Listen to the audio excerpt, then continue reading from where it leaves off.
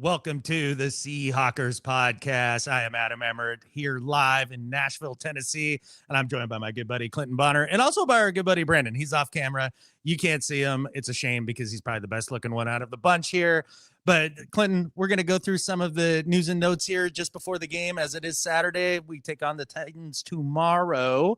I know we've heard a couple things in the last couple days that maybe aren't as exciting as we'd hoped for. Yeah, we got some news. Hey, everybody.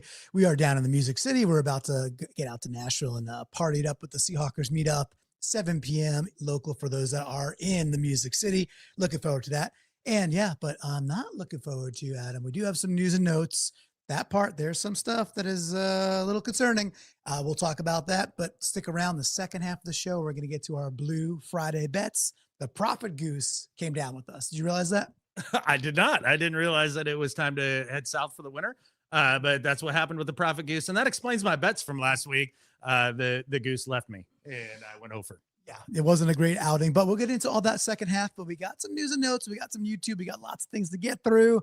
But the Seahawks are taking over Nashville. We're going to have a lot of fun. So, all right, let's progress, please. So, of course, like, subscribe. This does more help than you could possibly imagine.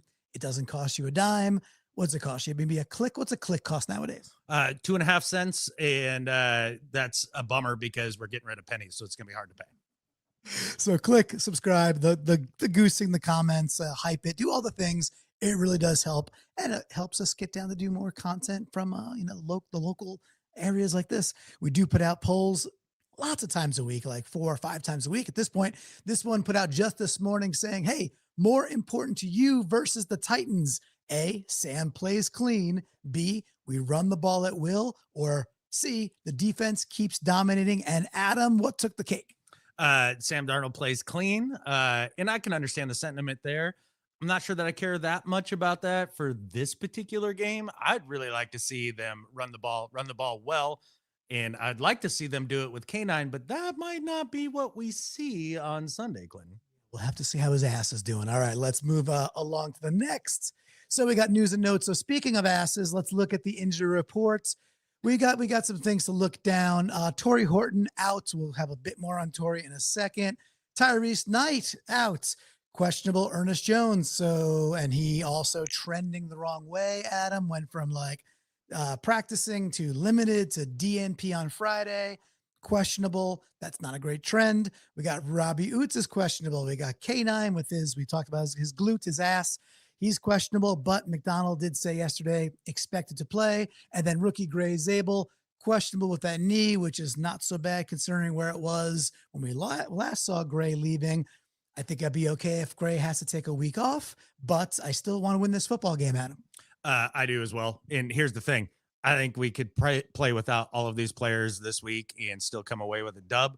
So this feels a little like when we played the Cardinals just before the Rams game, and there was guys out that you were like, man, I really thought they'd be back by now, but they gave them an extra week. They were able to heal up to a degree and play against the Rams. And I think that's probably what we're going to see a little bit here is rest some guys in a game where you feel like you have the advantage on every level. And I think on the Titan side, no real update except for the fact that they're banged up across the board, especially with their wide receivers, to the point where they're playing like Xavier Restrepo, those that were Cam Ward fans in college, who knew Cam Ward from University of Miami, the U as it's called. He was his number one target along with Elijah Arroyo with the Hurricanes. So he's actually called up and playing for the Titans. Jeffrey Simmons is limited. He'll probably play basically across the line. Tennessee is dinged, but it's mainly along the offensive side there, especially with that wide receiver room. Not a lot of threats there. Did want to call out Nemhauser, had a nice tweet here just saying that, hey, if Tyrese Knight is out, he is out, and Ernest Jones is trending out, then we are looking at the potential of like the likes of Patrick O'Connell and then having to call up Jamie Sheriff and the Drake Thomas show. Any concerns there from the linebacking core? No, because I've seen Drake Thomas come in and play really, really good football. And Patrick O'Connell is a capable guy. And as a Montana guy, I'm always going to root for him. And if we have to go to the Sheriff, then he's going to lay down the law against the Titans, I think. And what's cool about Chaz Surratt's name is that AZZ almost spells ass. So back to Ken Walker, back to Ken Walker's glutes. Hopefully he's out there. It would be really cool if we actually do see Ken. And we got We got, I think, it balance. I would say balance too, but the 3 there, very crafty, saying, so jealous you guys and Hawk Blogger crew are in Nashville. Tried to make it, couldn't make it work. Have a blast. Hey, man, we appreciate you, and we'll do our best to rep the Seahawks down here. Next, please, Brandon. Oh, Pooh Paul, I don't know. CJ, maybe.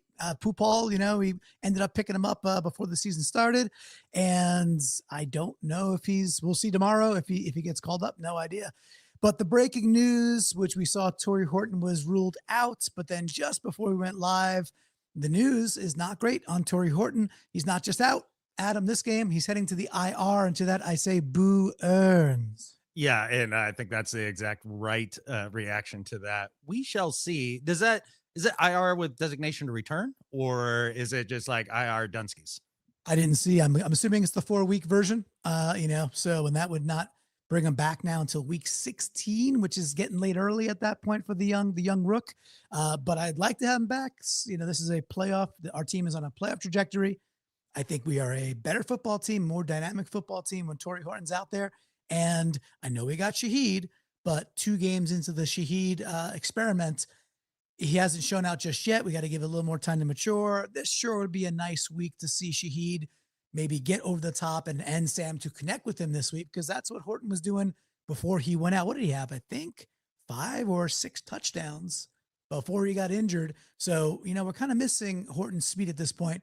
What do you think about Shaheed's ability or potential to have a big impact in this week? This week, I think it could be a huge impact game for Shaheed.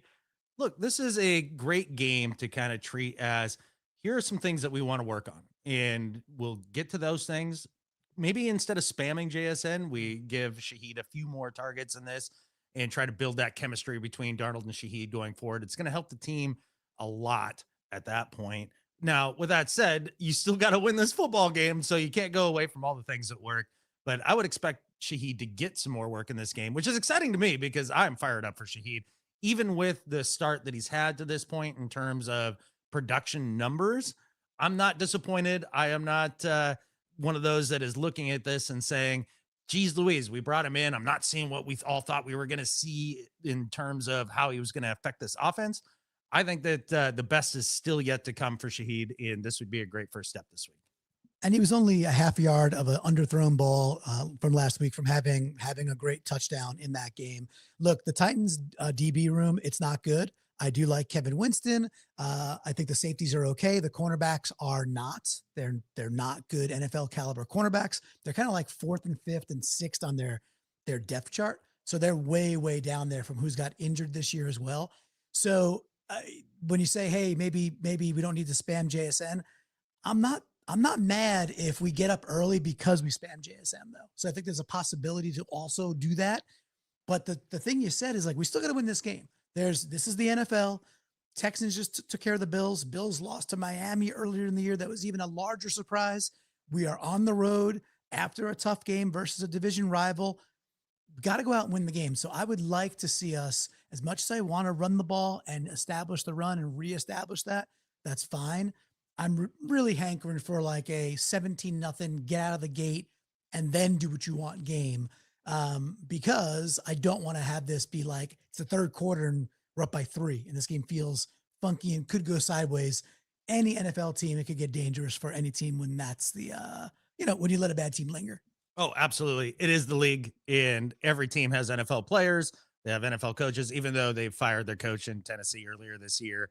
And we are going to be facing their backup coach, who I don't even know who they have, taking over the head coaching duties. It's funny. I think as Seahawks fans, most of us like went into this game and really didn't do a lot of work on the Titans and just being like, yeah, we'll just get through this. It'll be fine and no real worries. But look, there's real NFL players over there. Is it Mike McCoy? It was a Mick. That's hilarious. Okay. Well, very good. Well, congratulations to Mike on his second chance here. No doubt about it. What do we have here from Blue Green Zone? And I did see, Darnold will be okay. He was fine after the Bucks game and finished the last 2 drives for a chance to win. Everything is A-okay. That is certainly a view a person could have. Yeah, huzzah. I love producer Brandon with the effects here. He didn't even do it. Oh, double thumbs gets you fireworks. Double birds get you. I don't know. Here's the mic. Let's try. There we go. No, Nothing. That can't be celebrated for that. All right. Look at that. That's a superpower unlocked. Look at that. Yeah, that's hilarious. I love that. All right. So that takes us, I think, through our news and notes, Brandon, I believe, which means we will be getting onto our rooting guide, something we started doing a couple of weeks ago. And I think it's fun because, look, the NFL is a big complex system. There's games being played that we need to understand. Where do we got to put our Hawkra, Adam? So we'll run down these for week 12. Some of them are super easy because you got AFC versus NFC. We'll start there. Steelers over the Bears. Let's go Steelers. Don't like that team, but whatever. The Bears have won far too many games. Mm-hmm. What do they have? 7 wins now? I think. I'm pretty sure that tied with us. Yeah. They have 7 wins. Yeah. They don't deserve like 4. So they really don't. They have not been a good football team. They're not that good. Let's get the Steelers to get a dub there and bring them down a peg. G-Men over the Lions. The Giants are great at staying really, really close and then losing. They don't win these games. No. They do not win these games. If I was a Giants fan, that's actually like perfect.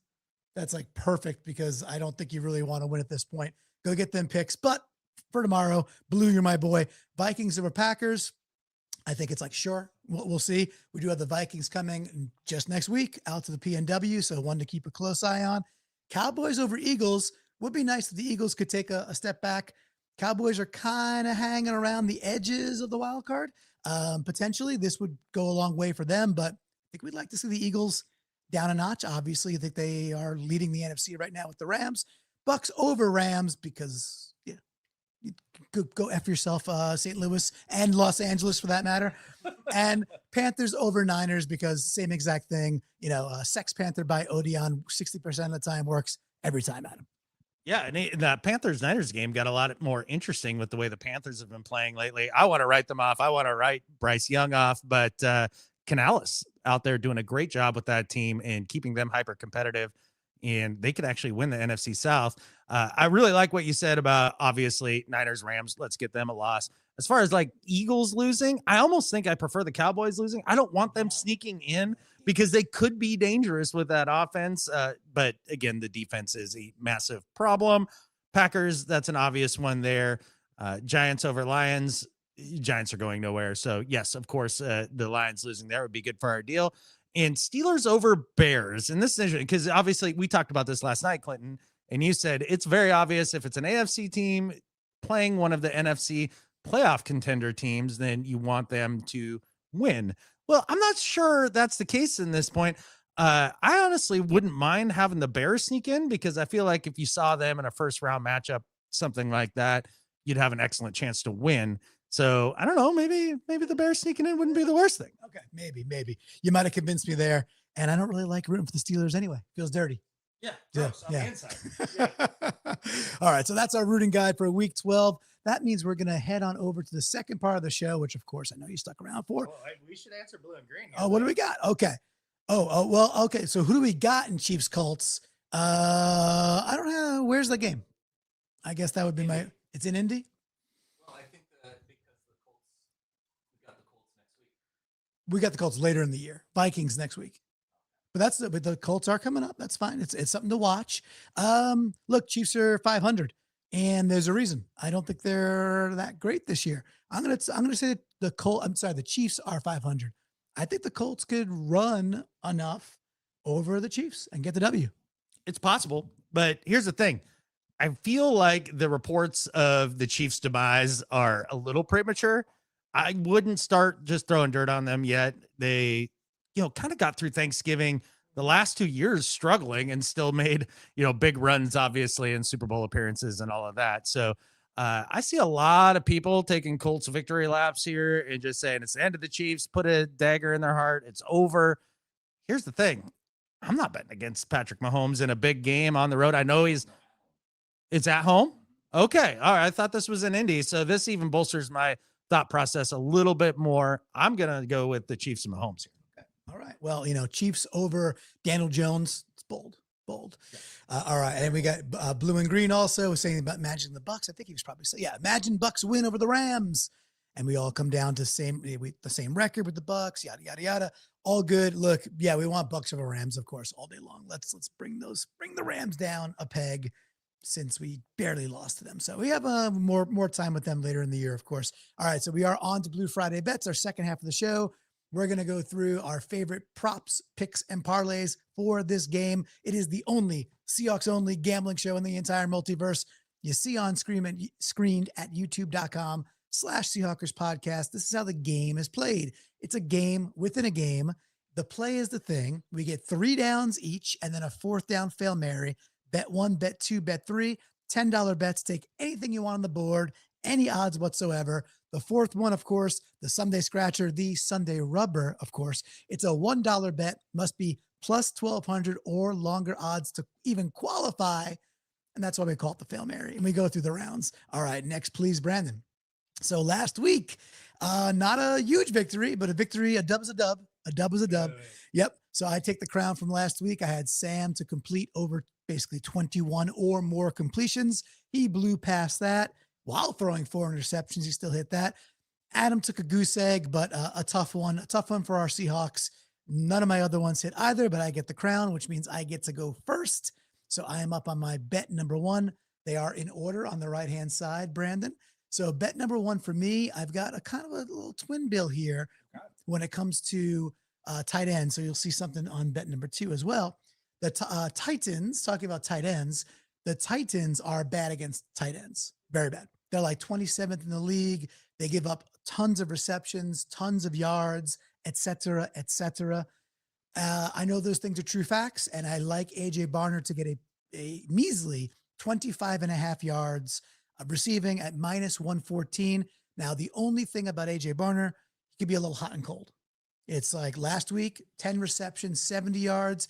I think the week before that was a goose egg. So it's a little hot and cold, but most times he's over this. I think it gets me out of the gate strong. Adam, what do you think? I think I like it a little better than like a straight up receptions bet this week because he did have 10 total receptions last week. And as you mentioned, up and down.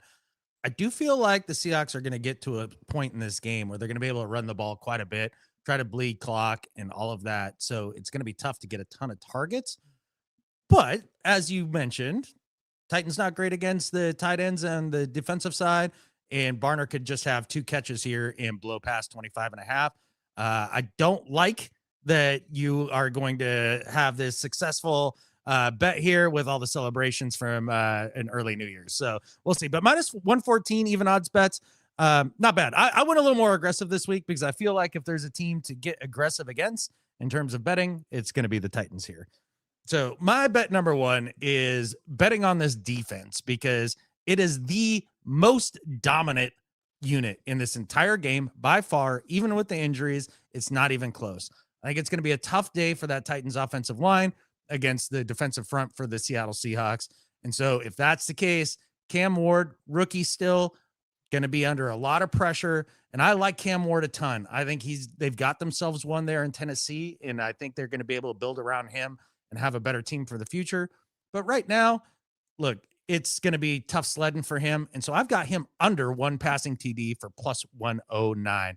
And I love this bet too. And Clinton's got Sunset Heart Hands that apparently, look, if this is what AI does for us now, like our overlord, like this is where they start. Your future AI overlord. It starts with this cutesy nonsense. But I'm glad you love it, Clinton. I do.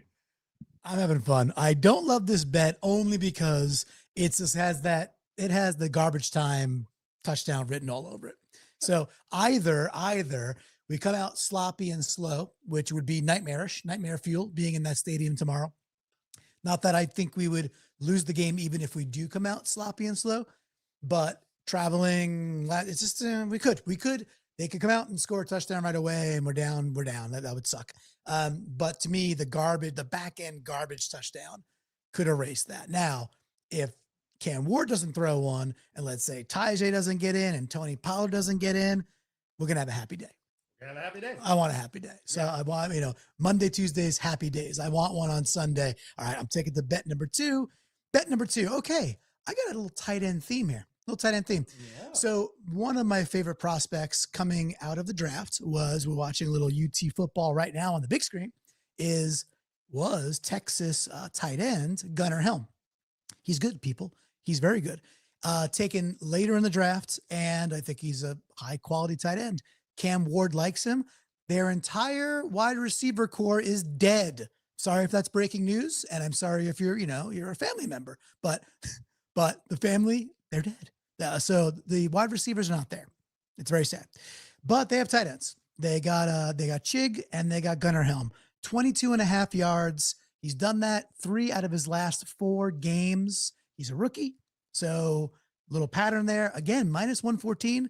Give me a little Gunnar Helm with the gladiator style thumbs down for the win. Now you just got to do one. They're always raining. Yeah. Raining on my Yeah, because I am raining on your parade. Number one, you shouldn't be allowed to make this bet, even if it's not against the rules. I hate this. You're betting on success for a Tennessee Titans player. Also, I take this personal, Clinton. I take this very personal because I had to watch Quinn Ewers tape this last offseason to judge quarterbacks. And Gunnar Helm popped off the screen quite a bit. I liked him quite a bit. I brought him up to you guys when we were talking tight ends in the offseason. And so not only are you betting for opponent success, but you're stealing one of my guys in the interim here. Boo, I'm raining on that parade. But look, I think that this is going to be a dominant day for the defense. And I think Sam Darnold also gets back on track. So that leads into my bet number 2 here. And one of the things that I love about the Seattle Seahawks this year is that they haven't really played down to their competition to this point. They've poured it on, and I think they will in this game as well. Brandon's making a hook 'em horns sign in the background here. And as a OU alum, it puts on a laser show apparently. So rock on with this bet for me. I've got Sam Darnold, no picks in this game, and I've got Cam Ward to throw a pick because rookies against good defenses with good pressure. That gets me to plus 158. That's a monster bet. This is where I wipe the floor with Clinton, and I make him pay for stealing Gunnar Helm and rooting for his success. I'd be very happy if we had the YouTube poll up, and one of the questions, which got the most votes, was clean sheet Sam. This is a clean sheet game. So I'll be very happy if this hits. Now, if we're manifesting this, Brandon, off camera, if you could see a Seahawk getting that INT, let's say we get one, who is your Seahawk to get that INT, Brandon? Patrick O'Connell, a little like, he doesn't see him type thing, linebacker sneaks underneath and blam. Usually, by the way, if you get a Patrick O'Connell interception, linebacker picking it off has pick 6 potential.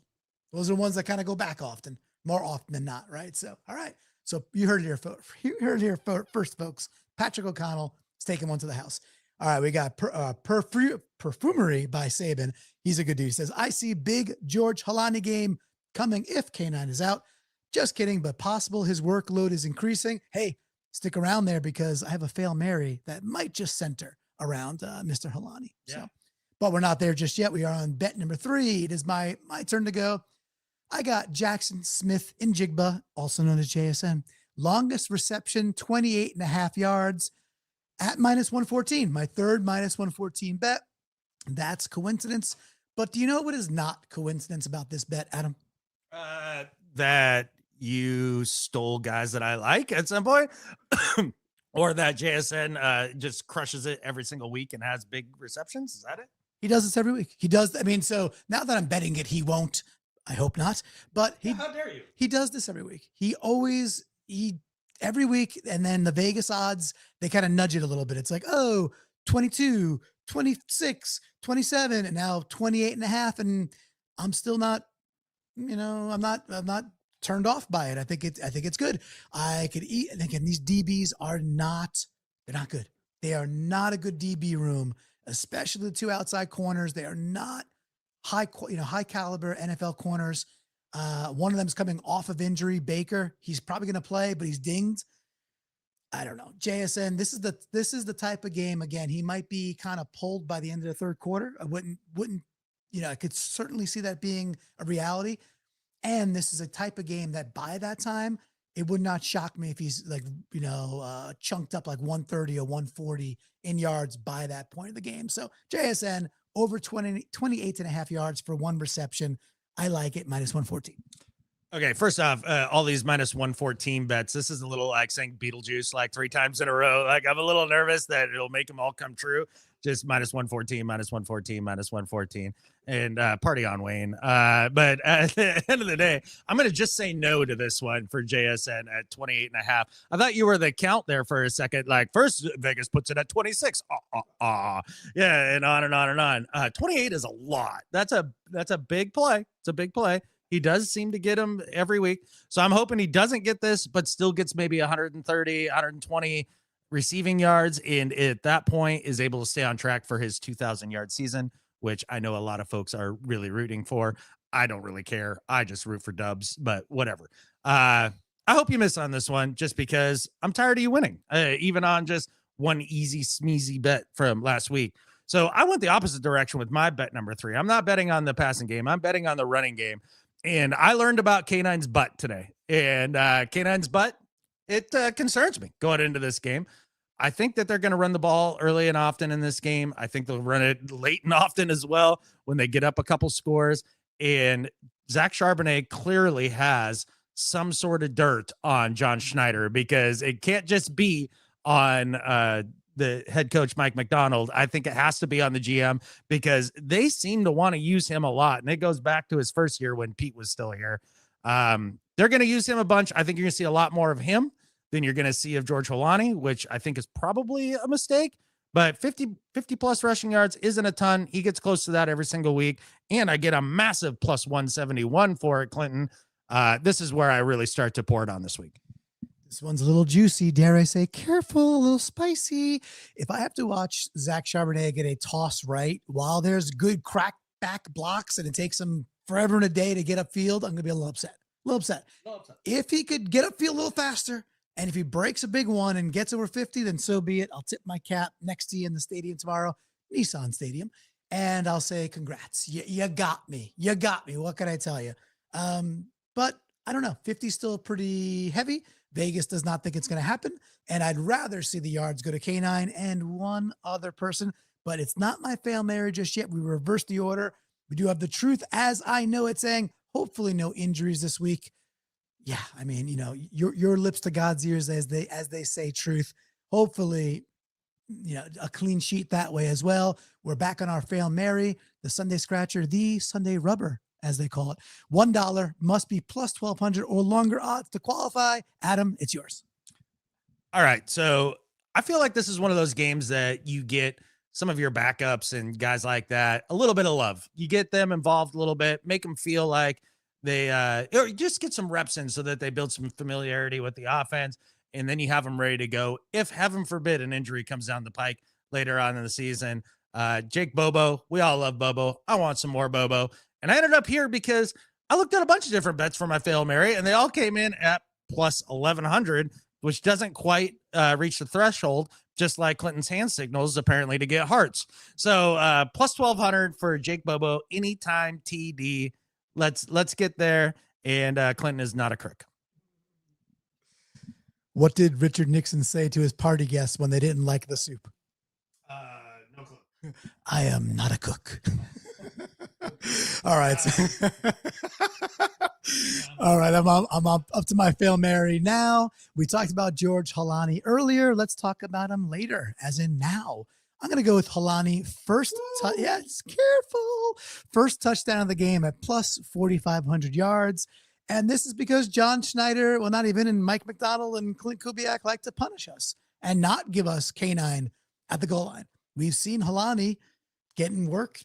You know, they get inside the 20, the red zone, the deep red zone, the purple zone, the deep purple, the fog hat, the black zone, the death zone, the 5-yard line, all the areas formerly known as the red zone, and Holani gets touches. So at plus 4,500, it's $1. Why not? $1 turns into $45. That's magic. It is magic, much like it would be if Holani scored here. I root for George Holani. I like him a lot. I love that he comes out of Boise State. I like that he's the best Boise State running back in the league right now. That's really fun. And that is a shot at Ashton Genty, but it's not his fault. He runs behind a terrible offensive line. But at the end of the day, I would actually love to see this. It would be a lot of fun, and we will go from there. I don't know. I'm feeling my victory already. And much like I've been feeling a victory for the team going into this game early, and this overconfidence couldn't possibly come back to haunt us. Not even a little bit. We're going to be heading down to, I think it's called Land Shark down at on Broadway, I believe, in just a couple of hours down in downtown Nashville. So if you're watching this live and you are in Nashville, head down there. Starts at 7 o'clock. We're going to head down, get a little dinner beforehand. I'm going to be wearing this hat right here, Seahawks podcast hat, and my MOB shirt from Athlete Logos. So if you see us, you see guys that look like us, chances are it's probably us. Say hello, say go Hawks. We've got stickers and everything else for folks down there. It's going to be a lot of fun. So come down and join us if you are in Nashville. But Adam, if you're not in Nashville and you still want to raise the Hawker, what can you do? Well, first off, you can sit and watch us obliterate the Titans on Sunday. That's going to raise your Hawker. But the other thing you can do is go to getintheflock.com, become a member of our Patreon. There's a lot of different tiers. We talk a lot about the $3 a month and above, and that gets you into the Discord, which again is an awesome place to hang with fellow 12s. But there's other tiers. You can go bigger. You can raise your Hawker even more. You can get into the $12 a month or above tier and get into the Ring of Honor and really help support the show and support us being able to get together like this live and in person, Clinton. I know it's not ideal for you to have to see this face in person, but here it is. But I am happy to see you. Like it's been awesome. So the good news for all of us is that he just got a haircut. He had to go to a local barber and he came down here looking like the very end of Jack Nicklaus in The Shining, if you will, right? Yeah. So he was a little rough. I had to crawl out of the woods, and when I finally did that, back to civilization. Yeah, it was time. It was time to trim it. It was time. He found a local barber. Shop small, they say. So he did. He shopped small. He supported. What was her name? Awesome. Weird name for a barber, but that's okay. Look, it's a weird show. It's a lot of fun. We're hanging out in Nashville. Again, support this, get with the Hawkra, all the likes, all the subs, do all the things. But if you are here in Nashville, let's party together. We are in the Music City. Let's go make some sweet, sweet music and get this dub. Absolutely. And I think with that, there's only one thing left to say. Go Hawks. Go Hawks.